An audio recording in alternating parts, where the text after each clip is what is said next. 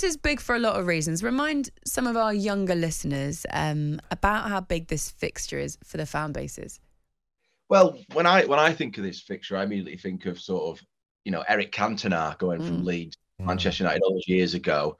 It was the season after I think they were just pipped to the title by Leeds, the old first division, as it were. Yeah. Or what? Sorry, the top tier then. And then he goes there, and basically every season he was available, I believe, Erik Cantona. He won the league, because obviously there was the Crystal Palace season when he got banned, and they didn't win the league that year. So that's kind of how it resonates with me. But yeah, I mean, there's been cut ties. It's a roses game, as I believe Erik Ten Hag referenced, the white and the red rose. And it has a certain sort of resonance. And I'm lucky enough to be there tonight, for the Guardian, and I can't wait. Obviously, they've got a caretaker manager, Leeds. So with that kind of factor and the form Manchester United are in, and with Erik Ten Hag, sort of knowing what he's doing, basically, I would be surprised if they lost. But you never know. That is the beauty of football, isn't it? Arsenal just lost to Everton, didn't they, at the weekend, for example? Well, as I said before, it's going to be a hell of a February for Manchester United. I just mentioned it. You've got Barcelona, the Europa League. You've got Leeds twice now, which is a weird scenario. They go to Ellen Road at the weekend as well. And then, obviously, they've got the Carabao Cup final against Newcastle, which will be a cracking game. So a big month for Manchester United. And at the moment, things are looking very good. And it's great to see players like Rashford now really showing how good he is. Yeah, I mean, you used the word before, Ray, exciting, for Manchester United at the moment. And I think that's what fans of any team want, is to feel, their team is on the up, and there's, they want to go to the game. And for sort of many years, I'm not saying fans didn't want to go and see Manchester United, at Old Trafford, I'm talking about in the flesh. But there was at some point certain sort of, what we're going to see today under Van Gaal or even Mourinho. And Rashford is, if you want an emblem of how good a manager Ten Hag is, maybe Rashford is the one. I think it's 19 goals. The most he's ever scored for them, I believe, is 23. He might have done that a couple of times, or 23 and 22. He looks like he's going to eclipse that easily.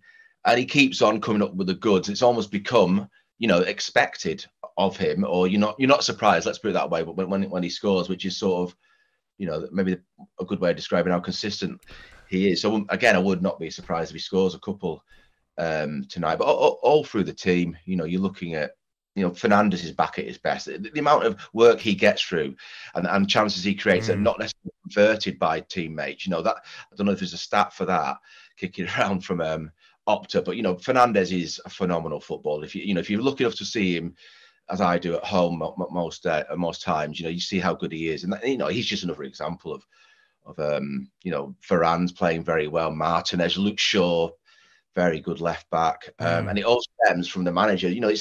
For me, he's the best signing United have made since Ferguson left, Erik Ten Hag. Ooh, I like that, Jamie. That's a big shout. Hey, Jamie, I want to talk to you a little bit about Manchester City. Yes. We know what we know, that what's come out, and then we wait for that, really, don't we? And it could take a while. But I was wondering how you think it might affect players, and what I mean by that is attracting new players. Well, I can see why. I can see both sides of this, but I just think it's very, very early days, obviously, in the process. We're only a couple of days since the charges were announced on Monday. And so knowing football, whatever happens, I don't really see how if you're going to be offered X amount, whatever it is at Manchester City, let's say 200 grand plus a week as a top player, and the sort of... I understand, if they have sanctions against them, then the titles and trophies will be tarnished in some players or the general view. But I just don't see it really affecting in the long term. But who knows? It's very interesting this, because if you listen to both sides of the sort of the Premier League and the City side, then each side believes they are going to win, and that's why it's fascinating. Again, maybe this is a big call, but it seems to me this is possibly the biggest story of the Premier League era because of what's at stake here. Because let's get it right. If they are found guilty of one or more of these charges, then potential sanctions, stripping, points, potential stripping of titles. I'm not sure if that will happen. People talking about demotion from the Premier League. Just the fact that we're talking about this says to me, this is the the most important story since the Premier League began in 1992. But with regard to your question, Laura, I'm not so sure it will affect players going there. Not in the long term. You might get the odd example. You always do in anything, but I just don't think it will do in the long term. Jamie, what do you make of Manchester City's form? Because we saw the weekend Arsenal go to Goodison, get turned over, and what an opportunity for Man City to go to Spurs.